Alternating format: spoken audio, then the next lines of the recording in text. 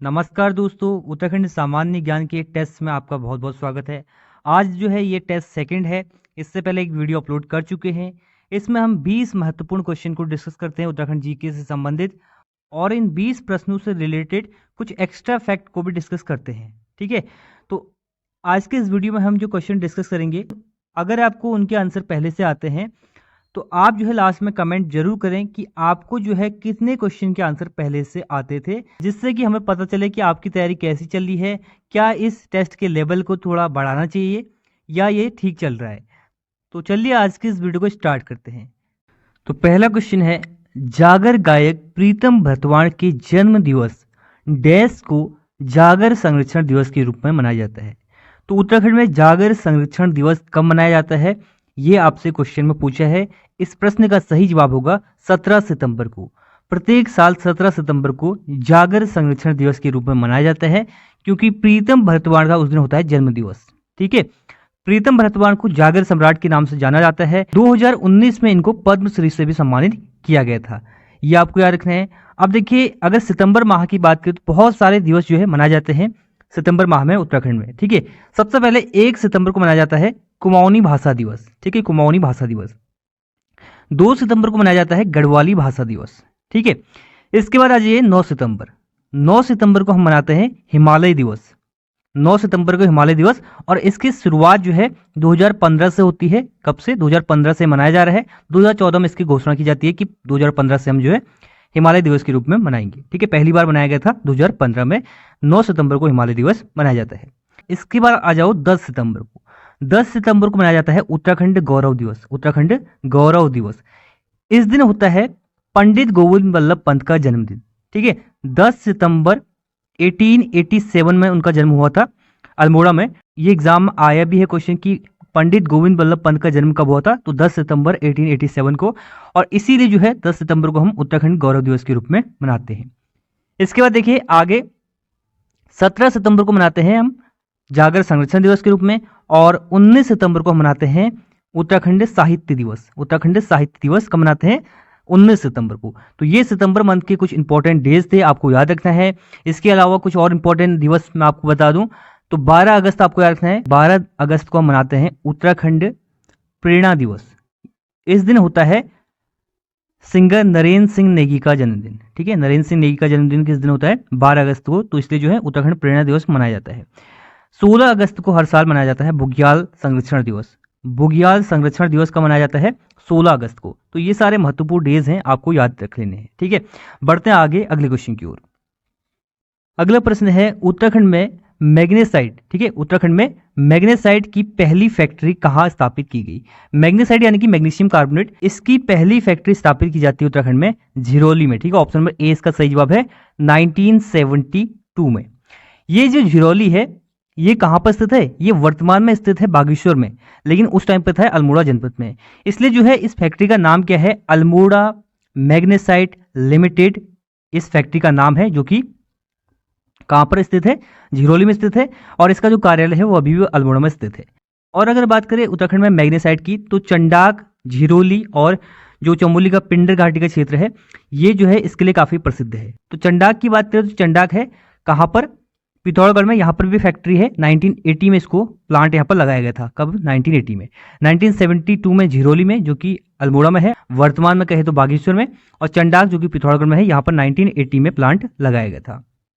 ठीक है, और कौन कौन सी जगह जो है मैग्नेसाइट के लिए प्रसिद्ध है? तो झिरोली आपको याद रखना है, चंडाक आपको याद रखना है, देवधार आपको याद रखना है, और आपको याद रखना है चमोली का पिंडर घाटी का क्षेत्र, यहाँ पर जो है मैग्नेसाइट के भंडार हैं। ठीक है, तो ये आपको याद रखना है। बढ़ते हैं आगे। अगला प्रश्न है, निम्न में से सही मिलान नहीं है। तो ऑप्शन में देखिए आपका सबसे पहले उपोष्ण जलवायु। उपोष्ण जलवायु जो है 900 से नीचे की होती है, जिसमें हमारा उत्तराखंड का तराई भावर का क्षेत्र आ जाता है, दून घाटियां भी आ जाती है इसमें। ठीक है, इसके बाद देखिए गर्म शीतोष्ण। गर्म शीतोष्ण होता है 900 से 1200 तक का, ये भी बिल्कुल सही है। शीत शीतोष्ण 1800 से 3000, ये एग्जाम आ चुका है पहले, शीत शीतोष्ण वाला 1800 से 3000 मीटर है यहाँ पर। ठीक है, मीटर की ऊंचाई पर जो जलवायु पाई जाती है उत्तराखंड में वो है शीत शीतोष्ण। इसके बाद एल्पाइन जलवायु की बात करें तो ये है 3000 से लेकर के 4200 तक। ठीक है, तो इसलिए जो है इसका ऑप्शन नंबर डी इसका गलत है। एल्पाइन जलवायु है 3000 से लेकर के 4200 तक। उपोष्ण 900 से नीचे, गर्म शीतोष्ण 900 से 1200 और शीत शीतोष्ण 1800 से 3000 और एल्पाइन जो है 3000 से 4200 मीटर तक। ये जो आपको याद रखना है, एग्जाम में कुछ भी पूछ सकता है आपसे। उपोष्ण पूछा जा सकता है, गर्म शीतोष्ण आ सकता है, शीत शीतोष्ण पहले आ चुका है एग्जाम में, तो आपको इनको अच्छे से याद कर लेना है। और उत्तराखंड की जलवायु को जो है 6 भागों में बांटा गया है, ये भी आपको याद रखना है। नेक्स्ट है, निम्न में से आसन किसकी सहायक नदी है? तो आसन नदी जो है निम्न में से किसकी सहायक नदी है? ऑप्शन में यमुना है, गंगा है, टॉन्स है और रिस्पना है।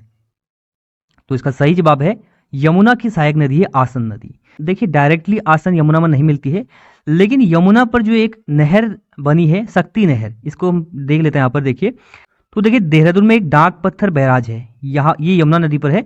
यहाँ से एक नहर निकाली गई है जिसका नाम है शक्ति नहर। ठीक है, शक्ति नहर, इस पर आपको परियोजना भी मिल जाएंगी, ढकरानी और ढालीपुर परियोजना जो कि शक्ति नहर पर स्थित है। इनडायरेक्टली कहे तो यमुना नदी पर स्थित है। ठीक है, अगर एग्जाम आए तो यमुना नदी आप आंसर करोगे। तो इसी नहर पर रामपुर मंडी के पास में एक नदी आके मिलती है जो कि मसूरी की दक्षिणी ढाल से निकलती है, जिसका नाम है आसन नदी। आसन नदी, इसको पौराणिक काल में या प्राचीन काल में स्नानवती नदी भी कहा जाता है।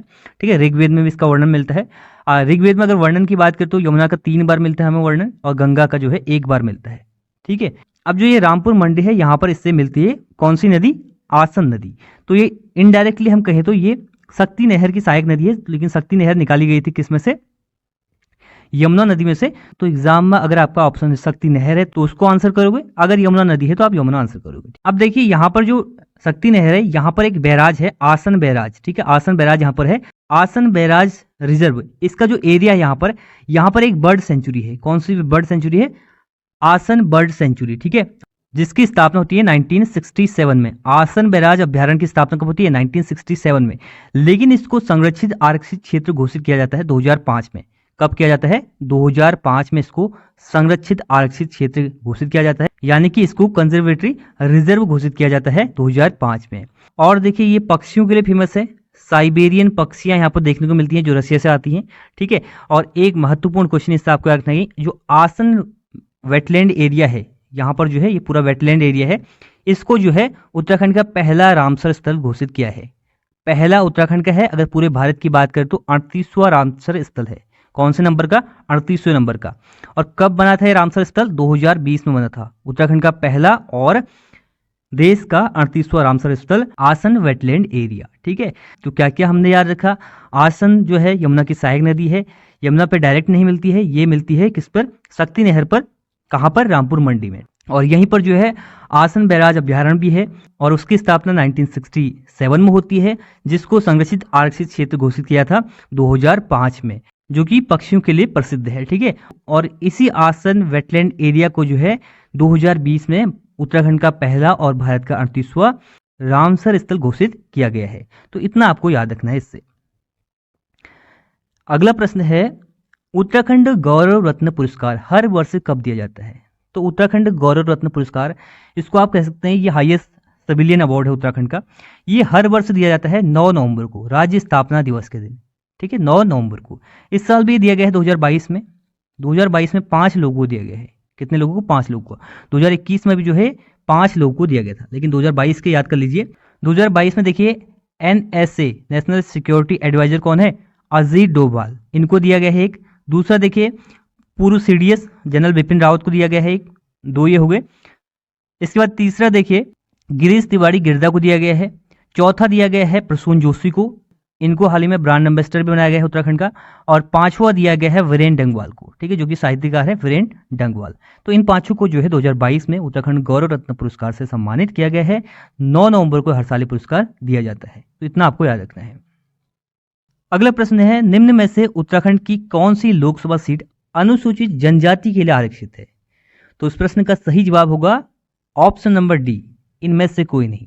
और अगर आपके एग्जाम में ऐसा क्वेश्चन आता है तो बहुत सारे ऐसे अभ्यर्थी होंगे जो फट से आंसर कर देंगे अल्मोड़ा।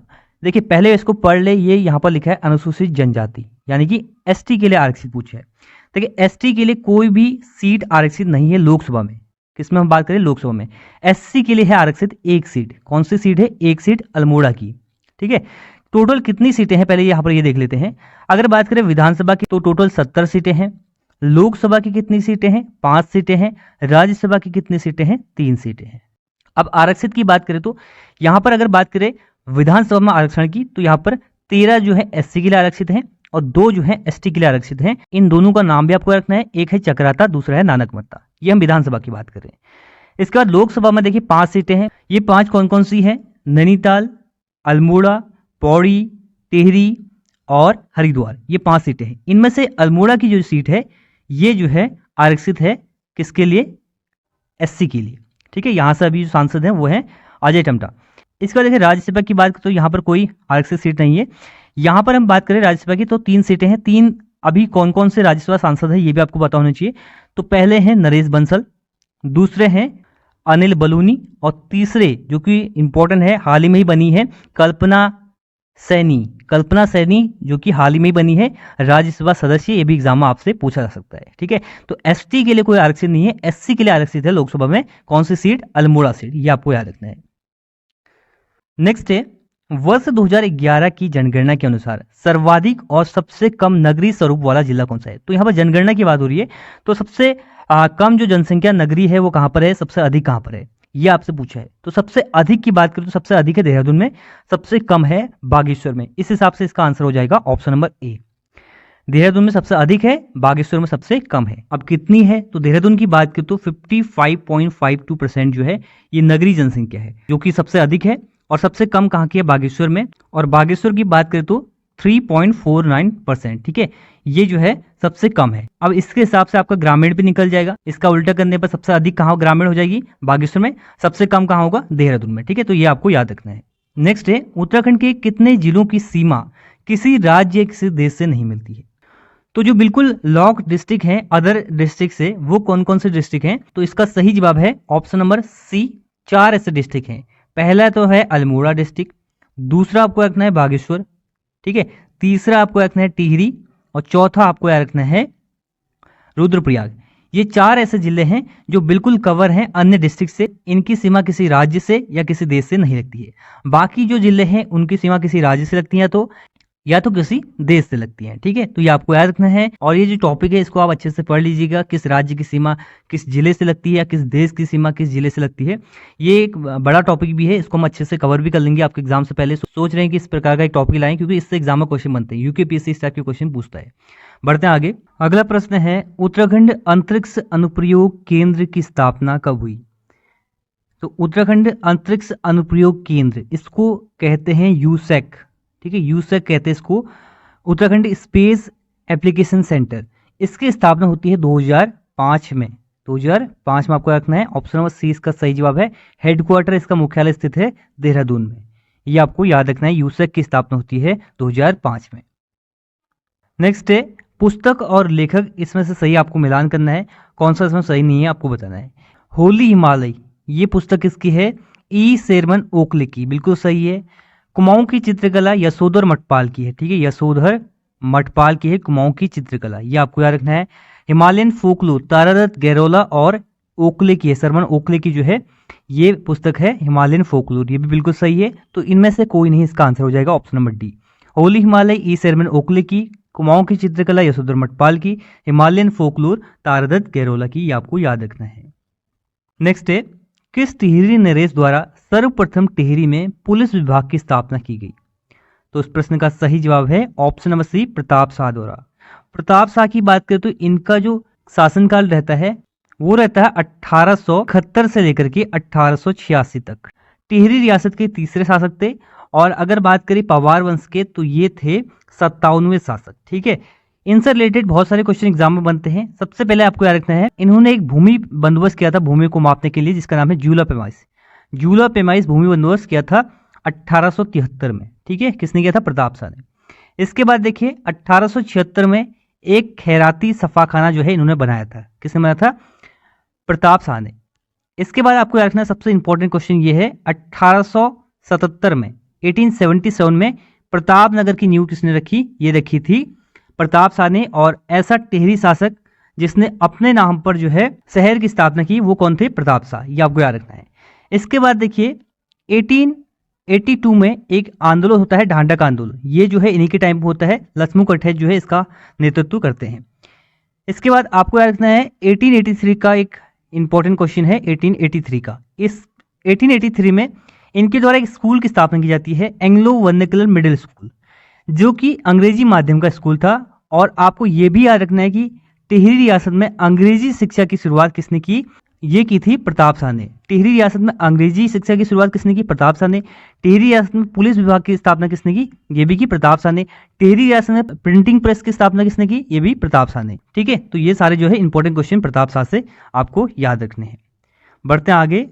नेक्स्ट है, निम्न में से कौन सा विकल्प गोरखाओं की दिव्य परीक्षा का प्रकार नहीं है? तो देखिए, गोरखा शासकों द्वारा सच और झूठ का पता लगाने के लिए एक दिव्य परीक्षा ली जाती थी। तो एक दिव्य परीक्षा जो है ली जाती थी गोरखाओं द्वारा सच और झूठ का पता लगाने के लिए। और ये दिव्य परीक्षा जो है 3 प्रकार की थी। कितने प्रकार की? 3 प्रकार की आए एग्जाम में ये क्वेश्चन। तो पहला प्रकार था इसका गोला दीप, दूसरा प्रकार था कड़ाई दीप, और तीसरा प्रकार था तराजू दीप। खुकरी दीप को इनकी दिव्य परीक्षा नहीं थी। खुकरी इनका जो है एक मुख्य हथियार था। ठीक है, मुख्य हथियार क्या था? खुकरी, जो कि नेवार जाति के लोगों द्वारा बनाया जाता था। और इसका जो प्रमुख केंद्र था इसको बनाने का, वो तो कहां पर था? गढ़ी नगर में। गढ़ी नगर नेपाल में था ये। ठीक है, खुकरी इनका प्रमुख हथियार था, ये भी आपको याद रखना है। अगला प्रश्न है, निम्न में से किस में देवप्रयाग को समस्त तीर्थों का शिरोमणि तथा समस्त पापों का विनाशक कहा है? तो किस ग्रंथ में, पौराणिक ग्रंथ में जो है देवप्रयाग को, जो कि टिहरी में स्थित है, समस्त तीर्थों का शिरोमणि और समग्र पापों का विनाशक कहा है? तो इसका सही जवाब है महाभारत में देवप्रयाग को समस्त तीर्थों का शिरोमणि और समग्र पापों का विनाशक कहा है। देवप्रयाग जो कि टिहरी में स्थित है, पंच प्रयागों में से एक प्रयाग है। अलकनंदा और भागीरथी का यहाँ पर संगम होता है। और यहाँ पर जो है भगवान राम का रघुनाथ मंदिर स्थित है। रघुनाथ मंदिर स्थित यहाँ पर है और भगवान राम ने यहाँ पर की थी तपस्या। और आपको याद रखना है जो रघुनाथ मंदिर है ये द्रविड़ शैली में बना है। कौन सी शैली में बना है? द्रविड़ शैली में। ठीक है, समस्त पापों का शिरोमणि कहा जाता है देवप्रयाग। लेकिन एक क्वेश्चन और आता है, कलाविदु का शिरोमणि। कलाविदु का शिरोमणि ये कहा जाता है, किसी व्यक्ति को कहा जाता है, और ये कहा जाता है सुदर्शन शाह को। ठीक है, टिहरी नरेश सुदर्शन शाह को कहा जाता है कलाविदु का शिरोमणि। तो ये भी आपको याद रखना है। नेक्स्ट है, 1964 में दसोली ग्राम स्वराज मंडल की स्थापना किसके द्वारा की गई? तो दसोली ग्राम स्वराज मंडल की स्थापना गोपेश्वर में की गई थी 1964 में चंदी प्रसाद भट्ट द्वारा। और चंदी प्रसाद भट्ट की बात करें तो इनसे रिलेटेड क्वेश्चन भी एग्जाम में आते हैं। इनका जन्म हुआ था 1934 में चमोली में। ठीक है, ये आपको रखना है। और अगर बात करें इनसे रिलेटेड एक क्वेश्चन और आता है कि इन्होंने एक संस्था की स्थापना की थी, डालो का दगड़िया। डालो का दगड़िया, ये इसकी स्थापना कब करते हैं? 1970 में। ठीक है, और इंपॉर्टेंट क्वेश्चन, 1982 में इनको रेमन मैग्सेसे पुरस्कार दिया जाता है, जिसको एशिया का नोबेल पुरस्कार भी कहा जाता है। इसके बाद देखिए, इनको पद्मश्री और पद्म भूषण से भी सम्मानित किया जाता है। ठीक है, 1986 में दिया जाता है इनको पद्मश्री, और 2005 में दिया जाता है इनको पद्म भूषण। ठीक है, पद्म भूषण। इसके बाद 2013 में इनको गांधी पीस प्राइज से भी सम्मानित किया जाता है, गांधी पीस प्राइज। तो ये जो है आपको चंदी प्रसाद भट्ट से याद रखना है। दसोली ग्राम स्वराज मंडल की स्थापना गोपेश्वर में किसने की थी? 1964 में चंदी प्रसाद भट्ट ने। अगला प्रश्न है, उत्तराखंड में प्रचलित आभूषण गोरख शरीर के किस अंग में धारण किया जाता है? तो गोरख आभूषण जो है ये कान में धारण किया जाता है। ऑप्शन नंबर सी इसका सही जवाब है। और विशेष बात इसकी ये है, ये पुरुषों द्वारा पहने जाने वाला आभूषण है। पुरुषों द्वारा कान में पहने जाने वाला आभूषण है गोरख। ठीक है, अब थोड़ा कान में पहने जाने वाले आभूषण के बारे में बात करें। एग्जाम में आते हैं क्वेश्चन, प्रमुख आभूषण जो है इनसे रिलेटेड क्वेश्चन बनते हैं। तो हम कान में बात कर रहे हैं, हमने गोरख की बात की जो कि पुरुषों द्वारा पहना जाता है। अन्य आभूषण की बात करें तो पहला है मुरखली। ठीक है, मुरखली जो है ये कान में पहने जाने वाला आभूषण है। इसके बाद देखिए आपको रखना है तुगियल, ये भी जो है कान में पहना जाता है। कनफूल जो है ये भी कान में पहना जाता है। ठीक है, इसके बाद अगला आपको याद रखना है मुनाड़। मुनाड़ भी जो है कान में पहने जाने वाला आभूषण है। तिब्बती लोगों द्वारा पहना जाता है मुनाड़, ये भी एग्जाम में क्वेश्चन बन सकता है। तो बढ़ते हैं आगे अगले क्वेश्चन की ओर। नेक्स्ट है, निम्नांकित में से कौन सा गुरुद्वारा उत्तराखंड में नहीं है? इनमें से कौन सा गुरुद्वारा उत्तराखंड में स्थित नहीं है आपको बताना है। रीठा साहिब गुरुद्वारा उत्तराखंड में स्थित है चंपावत में। नानक मत्ता उधम सिंह नगर में है। हेमकुंड साहिब चमोली में है। तो ये 3 तो उत्तराखंड में स्थित है। पोंटा साहिब उत्तराखंड में नहीं है, ये है हिमाचल प्रदेश में। ठीक है, बॉर्डर पर है बिल्कुल उत्तराखंड और हिमाचल के पोंटा साहिब। आपको याद रखना है ये उत्तराखंड में नहीं है। नेक्स्ट है उत्तराखंड में सर्वाधिक कृषि योग्य भूमि किस जनपद में है? तो सर्वाधिक अगर बात करें तो कृषि योग्य भूमि है उधम सिंह नगर जनपद में। ऑप्शन नंबर ए इसका सही जवाब है। इसमें जो है सर्वाधिक है, ठीक है। और अगर बात करें सबसे कम कहां पर है तो यह है रुद्रप्रयाग में। सबसे कम कृषि भूमि कहां पर है? रुद्रप्रयाग में। सबसे अधिक कहां पर है? यह है उधम सिंह नगर में। बढ़ते हैं आगे। नेक्स्ट है उत्तराखंड के पहले वित्त मंत्री कौन थे? तो ये क्वेश्चन एक अलग प्रकार से भी आ सकता है कि उत्तराखंड का पहला बजट किसने पेश किया?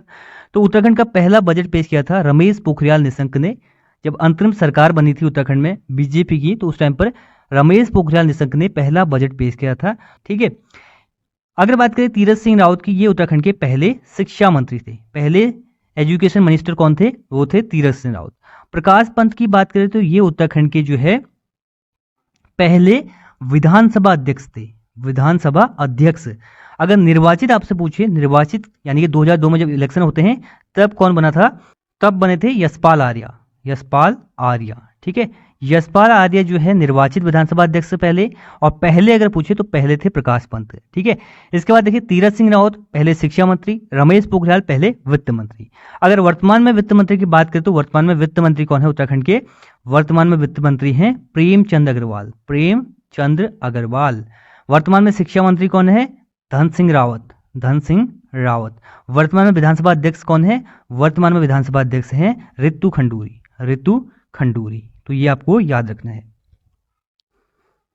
नेक्स्ट है उधम सिंह नगर जनपद की स्थापना कब हुई? तो सारे जनपदों की स्थापना आप याद कर लीजिए अच्छे से। उधम सिंह नगर की बात करें तो 30 सितंबर 1995 को नैनीताल से काटकर जो है उधम सिंह नगर जनपद की स्थापना की जाती है। ऑप्शन नंबर सी इसका सही जवाब है, ठीक है। एक बार क्वेश्चन आया भी था एग्जाम में कि नैनीताल जनपद को 2 जनपदों में कब विभक्त किया गया? तो 1995 में 30 सितंबर 1995 को उधम सिंह नगर जनपद की स्थापना होती है। चमोली, पिथौरागढ़ और उत्तरकाशी, इन 3 जनपदों की स्थापना होती है 1960 में, ठीक है। बागेश्वर, चंपावत और रुद्रप्रयाग, इन 3 जनपदों की स्थापना होती है 1997 में। ये आपको याद रखना है। बढ़ते हैं आगे। अगला और अंतिम प्रश्न है, वर्ष 2021 में उत्तराखंड के किस खिलाड़ी को अर्जुन अवार्ड से सम्मानित किया गया? 2021 की हम यहाँ पर बात कर रहे हैं, 2021 में दिया गया था वंदना कटारिया को। हॉकी की प्लेयर हैं, हरिद्वार जनपद से संबंधित है, ठीक है, हरिद्वार जनपद की है। अगर 2022 का आपसे पूछे एग्जाम, अगर 2022 बोले तो आपका आंसर होगा लक्ष्य सेन। 2022 में दिया गया है लक्ष्य सेन को, जो कि बैडमिंटन की प्लेयर है और अल्मोड़ा जनपद की है, ठीक है। इनको 2022 का दिया गया है अर्जुन अवार्ड। 2021 में किसको दिया गया था? वंदना कटारिया को। ऑप्शन नंबर 20 प्रश्न का सही जवाब है। तो ये आज के टेस्ट के क्वेश्चन थे। आपको कमेंट बॉक्स में बताना है कि आपके कितने क्वेश्चन सही थे, यानी कि कितने क्वेश्चन के आंसर आपको पहले से आते थे। ईमानदारी से आपको कमेंट बॉक्स में जरूर आंसर करना है। तो ये है इस वीडियो को and. Thanks for watching and God bless you all.